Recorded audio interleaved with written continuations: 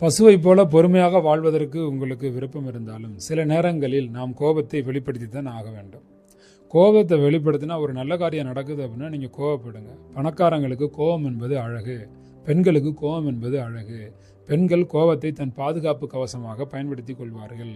பணக்காரர்கள் பிறரிடமிருந்து வேலையை பெறுவதற்காக, வேலை வாங்குவதற்காக சில நேரங்களில் கோபமாக வருவது போல நடித்துக் கொள்வார்கள்.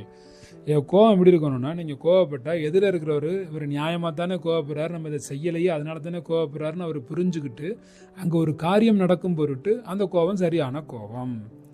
நம்ம பசு மாதிரி வாழணும்னு நினச்சாலும் புலியோ சிங்கமோ ஒரு நரியோ வந்தால் நாம் ஒன்று தப்பிச்சு ஓடுவோம், இல்லை முறைப்போம், ஏதாவது ஒன்று செய்யணும். இல்லை என்ன தான் பூனையை புலி துரத்துனாலும் கடைசி நேரத்தில் பூனை ஒரு முறைக்க தான் செய்யும். அந்த சிறிய கோபத்தை வெளிப்படுத்தினா ஒரு காரியம் நடக்கும் அப்படின்னா எதிரே இருப்பவருடைய மனது வலிக்காத அளவுக்கு கோபத்தை வெளிப்படுத்தி